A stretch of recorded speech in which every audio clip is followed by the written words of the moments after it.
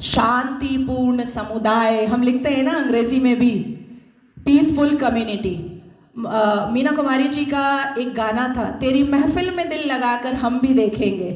तो मुसलमानों की महफिल में दिल लगाकर नाज़िया इलाही खान ने भी देखा, और जब देखा तो पाया कि हलाला ससुर के साथ बहू बिस्तर पर, आई एम सॉरी टू से, लेकिन मैं रॉ वर्ड ही यूज करती हूं,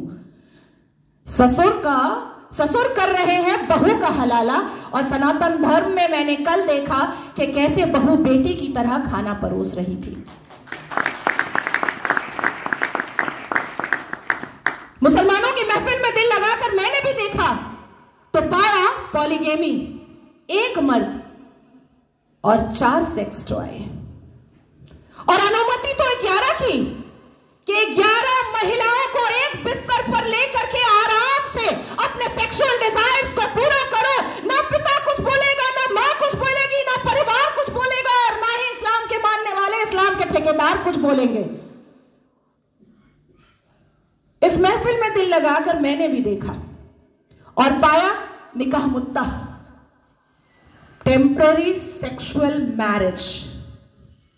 कुछ समय के लिए एक शादी में गई, एक आयोजन में गई कोई लड़की मुसलमान बेटी, और वहां पर किसी शादीशुदा अधेड़ मर्द को एक चहचहाती हुई, एक उछलती कूदती हुई मुसलमान बेटी पसंद आ गई, और कह दिया अब्बा जान को कि ये लो 5 लाख रुपए और 1 हफ्ते के लिए अपनी बेटी दे देना। कॉन्ट्रैक्ट होता है, कॉन्ट्रैक्ट।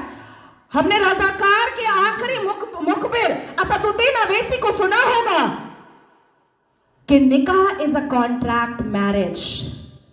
हमारा विवाह नहीं होता, हम 7 वचन नहीं लेते, ना आगे पति फेरे लेता है, ना पीछे पत्नी फेरे लेती है। हमारा तो कॉन्ट्रैक्ट होता है, हम तो एक डील में आते हैं। ये है। तो इस महफिल में जब दिल लगाया और भीतर से, तो पाया कि निकाह मस्यार भी होता है। निकाह मस्यार कैसा होता है कि 1 लाख रुपए पर 1 महीना लड़की रहेगी, और सुबह किस वक्त कौन सा सूरज निकलेगा और शौहर छोड़ करके भाग जाएगा, पलटकर पूछना नहीं है, क्योंकि मस्यार निकाह में है कि तुम कहां भागे हो ये जानना नहीं है।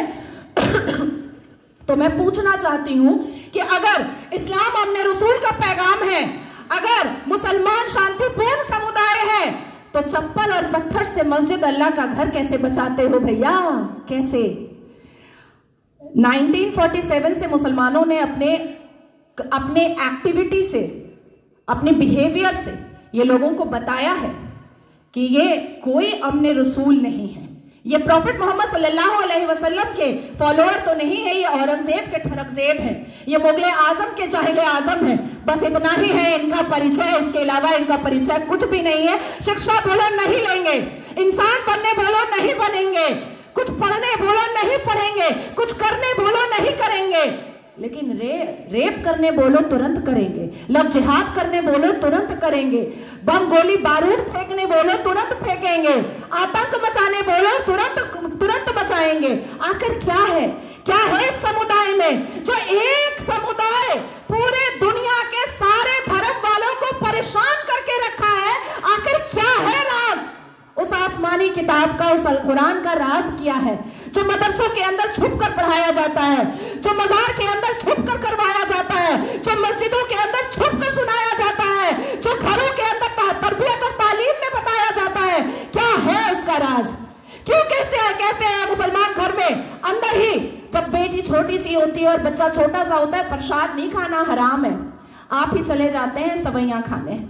हमें बताया जाता है प्रसाद नहीं खाना हराम है, हमें बताया जाता है मंदिर के सामने खड़े नहीं होना, अल्लाह नाराज हो जाएगा, हमें बताया जाता है कि हिंदुओं के घर का पानी ना पीना, अल्लाह नाराज हो जाएगा, हमें बताया जाता है कि अपने जीवन साथी के लिए हिंदुओं को कभी मत चुनना, नहीं तो घर से, परिवार से बेदखल कर दी जाओगी।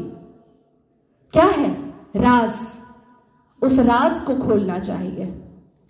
मैं जानती हूं कि सनातन धर्म के लोग जिस हिसाब से अपने रामायण, महाभारत, श्रीमद् भगवद गीता को पढ़ते हैं, उनके अंदर शांति होती है, उनके अंदर इंसानियत होती है, उनके अंदर माफी की तलबगारी होती है, मैं जानती हूं। लेकिन जिस गली जाना नहीं है उसका पता पूछना पड़ेगा। अपनी बेटियों को समझाना पड़ेगा कि कोई अब्दुल अच्छा नहीं है। अपनी बेटियों को बुझाना पड़ेगा कि शाहरुख खान ने गौरी खान से शादी तो की है, पर हर रेड़ी वाला, हर संतरे वाला, हर नींबू वाला, हर अचार वाला, हर पंचर वाला शाहरुख खान नहीं होता।